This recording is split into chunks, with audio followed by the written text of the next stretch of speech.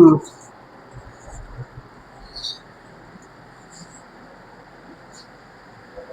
હિન્દ વિદ્યાર્થી મિત્રો, હું ફૈઝાન મકરાણી ઓનેક્સ ક્લાસીસના આ ઓનલાઈન પ્લેટફોર્મ પર આપનું હાર્દિક સ્વાગત કરું છું. મિત્રો, તમે જાણતા જ હશો કે આપણે ગુજરાતી વ્યાકરણ માટેની એક સિરીઝ ચાલુ કરેલી છે, જેના અંતર્ગત આપણે વાત કરવાશું વિશેષણ વિશે. મિત્રો, વિશેષણ તો વિશેષણ એ શું છે? વિશેષણ કોને કહેવાય? વિશેષણ ક્યાં ઉપયોગમાં લેવાય છે? મિત્રો, એ દરેક વિશે આપણે વાત કરવાનું છે. સૌપ્રથમ આપણે જાણીએ કે વિશેષણ એટલે શું.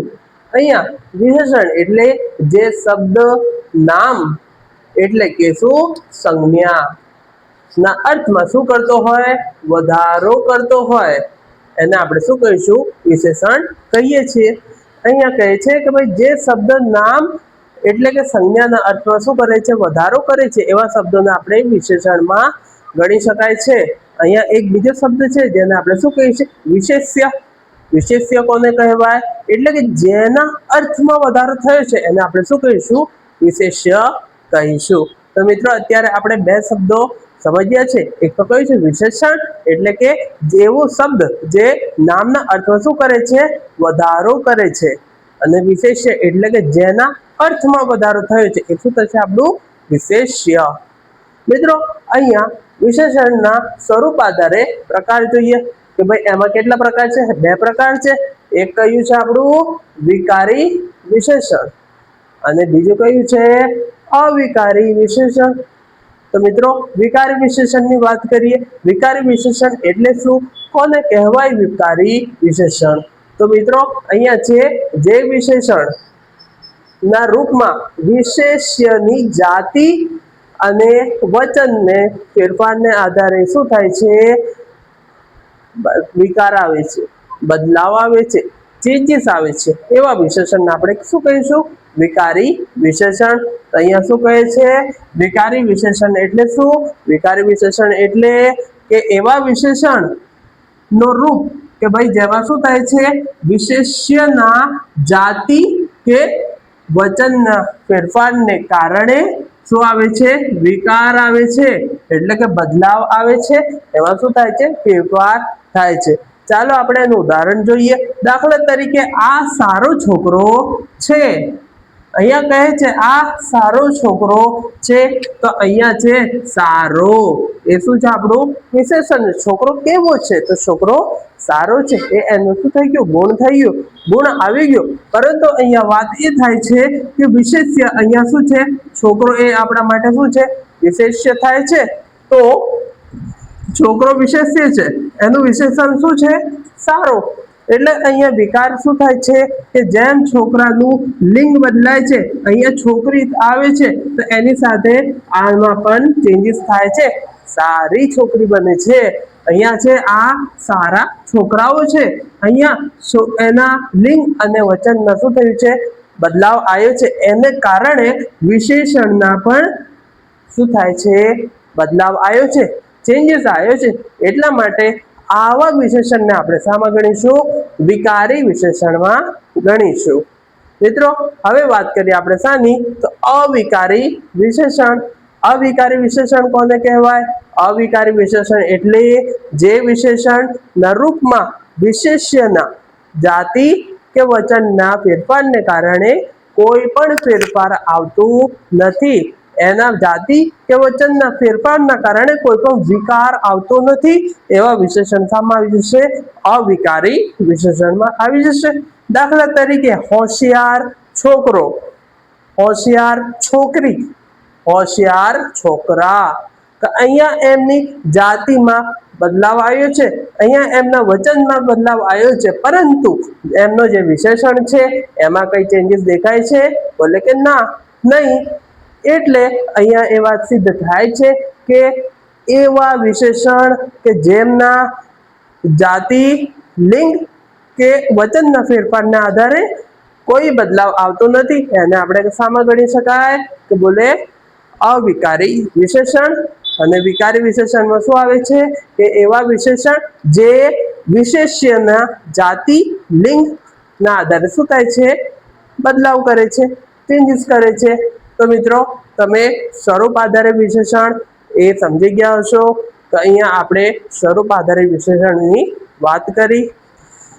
વિદ્યાર્થી મિત્રો, તમે જાણતા હશો કે વિશેષણ શબ્દનો અર્થ થાય છે વિશેષતામાં વધારો કરવો। એના પ્રકાર પેટે અહીંયા આપણે વાત કરીશું અર્થ પ્રમાણે વિશેષણના પ્રકારો।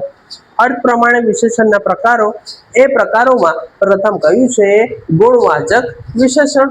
મિત્રો, ગુણવાચક વિશેષણ શું કહે છે કે જે વિશેષણ પ્રાણી કે પદાર્થનો શું બતાવે છે, બોલે કે ગુણ બતાવે છે। જે વિશેષણ પ્રાણી કે પદાર્થનું ગુણ બતાવે છે તેવા વિશેષણને આપણે શું કહીશું ગુણવાચક વિશેષણ। ગુણ એટલે કેવા ગુણ હોય છે? ગુણો તમને પણ ખબર છે કેવા કેવા ગુણો હોય છે, તો અહીંયા આપેલું છે આપણને કે ગુણો એટલે શું, કયા કયા, બોલે કે રંગ એક ગુણ થઈ ગયું, કદ ગુણ થઈ ગયું, સ્વાદ, આકાર, સ્વભાવ, રૂપ, સંબંધ। મિત્રો, અહીંયા આ બધા શું છે એના ગુણ છે કે ભાઈ અહીંયા વ્યક્તિનો રંગ હોય છે, કોઈ પણ વસ્તુનો રંગ હોય છે એ એનો એક ગુણ આવી ગયો, એટલા માટે રંગો દર્શાવતા એવા શબ્દો જે પણ છે એ બધા શામાં આવી જશે ગુણવાચક વિશેષણમાં આવી જશે। દાખલા તરીકે અહીંયા છે કેસરી, લાલ, ગુલાબી, વાદળી, મોરપીંછ, સોનેરી, રૂપેરી, રાખોડી, પચરંગી વગેરે જેવા શબ્દો એ શામાં આવશે રંગવાચક વિશેષણમાં આવશે। મિત્રો, અહીંયા આપણે રંગવાચક વિશેષણ જોયું, જે કોનો પેટા પ્રકાર છે ગુણવાચક વિશેષણનો જ એક પેટા પ્રકાર છે। હવે આપણે વાત કરીએ કદવાચક વિશેષણની। કદવાચક વિશેષણમાં શું આવશે કે વસ્તુ કે પદાર્થનો કદ દર્શાવતો હોય એવા શબ્દો આમાં આવી જશે। દાખલા તરીકે નાનું, મોટું, ઠીંગણું, જાડું, પાતળું, પહાડી, ગઠિયું વગેરે જેવા શબ્દો। મિત્રો, અહીંયા ઠીંગણું શબ્દનો અર્થ એ થાય છે કે જે નાની કદનો હોય એને ઠીંગણા શબ્દ વડે સંબોધિત કરવામાં આવે છે। એ ઉપરાંત ગઠિયું, તો ગઠિયું શબ્દ એ ગાંઠિયા વર્ડ પરથી ગઠિયું શબ્દ આવી ગયો છે, આ મારા મત પ્રમાણે છે। બીજું કયું છે આપણું સ્વાદવાચક વિશેષણ। મિત્રો, અહીંયા સ્વાદવાચક, સ્વાદ આપણને કેવા કેવા પ્રકારનો સ્વાદ હોય છે એ દર્શાવતા શબ્દોને સ્વાદવાચક વિશેષણમાં સમાવેશ થઈ જાય છે। દાખલા તરીકે અહીંયા છે ખાટું, મીઠું, તીખું, કડવું, આ બધા કેવા છે સ્વાદ છે। આપણે ખાવાનું ખાઈએ તો આપણે એમને ખાઈને આપણે એનો જે સ્વાદ છે એ આપણને ખ્યાલ આવી જશે કે આ કેવું છે, વાસી છે કે તાજું છે, આ કેવું છે, ફીકું છે કે તીખું છે, ગળ્યું છે, એવા સ્વાદિષ્ટ વગેરે વગેરે વગેરે શબ્દો સામા આવશે આપણા સ્વાદવાચક વિશેષણમાં આવી જશે। હવે એના પછીનું પ્રકાર કયું છે આપણું આકારવાચક। આકાર તમને ખ્યાલ છે કેવા કેવા આકારો હોય, બોલે કે ભાઈ ગોળ, ત્રિકોણ, લંબગોળ આવા આકારો હોય, ઊભું, ત્રાંસું, વાંકું, આ પણ કેવું છે આકારમાં જ છે, ત્રાંસું, આડું, સીધું વગેરે આ બધા શું છે આકારો ના જ એક આકારવાચક વિશેષણમાં આવી જાય। મિત્રો, પછી છે સ્વભાવવાચક વિશેષણ। સ્વભાવ, માણસનો સ્વભાવ હોય કે કોઈ બીજા જોડે કેવો સ્વભાવ હોય એ દર્શાવતા શબ્દો સ્વભાવવાચક વિશેષણમાં આવી જશે। દયાળુ છે, માયાળુ, ક્રોધી, લોભી, પ્રામાણિક, લુચ્ચું વગેરે જેવા શબ્દો સ્વભાવવાચક વિશેષણમાં આવી જાય છે। મિત્રો, અહીંયા એના પછી છે રૂપવાચક વિશેષણ। રૂપ, કોઈનું રૂપ જોતા જ આપના પાસે જેવા શબ્દો આવે છે એ બધા શબ્દો સામા સમાવેશ થાય છે રૂપવાચક વિશેષણમાં આવશે। નમણું હોય કે દેખાવડું હોય, કદરૂપું હોય કે સ્વરૂપ હોય, મિત્રો આવા જે પણ શબ્દો છે એ બધા સામા આવી જશે આપણા બોલે કે રૂપવાચક વિશેષણમાં આવી જાય છે। મિત્રો, અહીંયા જણાવેલ છે કે સાર્વજનિક, સાર્વનામિક। મિત્રો, અહીંયા સાર્વનામિક વિશેષણ છે। સાર્વનામિક વિશેષણ એ શામાં આવશે, બોલે કે ગુણવાચક વિશેષણનો જ એક પેટા પ્રકાર છે, જેમાં આવશે જે આપણા સર્વનામ હોય છે એમનો પ્રયોગ થાય છે। દાખલા તરીકે તેવડું, જેવડું, આવડું, આવું, તેવું, જેવું વગેરે શબ્દો સમાવેશ આપણા સાર્વનામિક વિશેષણમાં આવી જાય છે. અને છેલ્લું આપણું રહે છે કયું? બોલે કે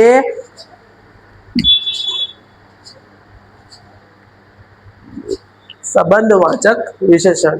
મિત્રો અહીંયા સંબંધવાચક વિશેષણ છે કોઈ વસ્તુની સાથે કોઈનો સંબંધ શું છે એ દર્શાવવા માટે આપણે જે નો, ની, નું, ના વગેરેનો પ્રયોગ કરીએ છીએ એ આપણે શું છે વિશેષણના જ એક પ્રકારમાં આવી જાય છે, જેને આપણે શું કહીશું?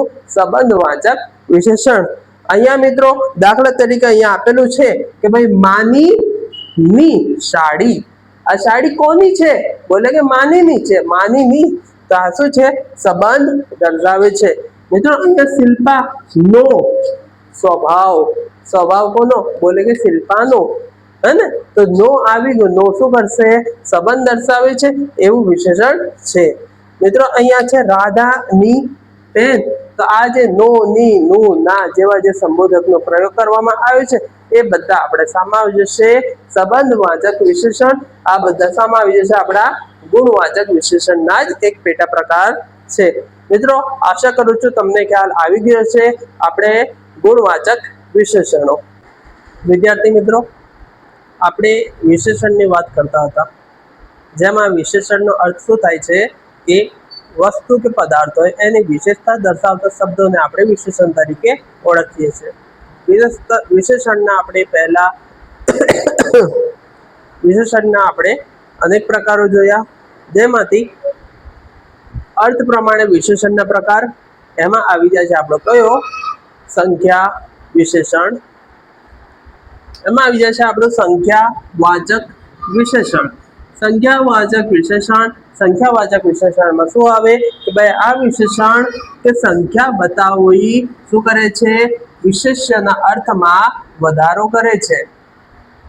આ વિશેષણ સંખ્યા બતાવી વિશેષ્યના અર્થમાં વધારો કરે છે. સંખ્યા વિશેષણ. તો સંખ્યાવાચક વિશેષણમાં આપણને 4 પ્રકાર જોવા મળે છે. હાલાકી બધા એકમાં જ આવી જાય છે, પરંતુ આપણે 4 પેટા વિભાગમાં બાંટી શકીએ છીએ. જેમાં આવી જાય છે આપણું કયું? પૂર્ણ સંખ્યા બતાવતા દર્શાવતા વિશેષણો.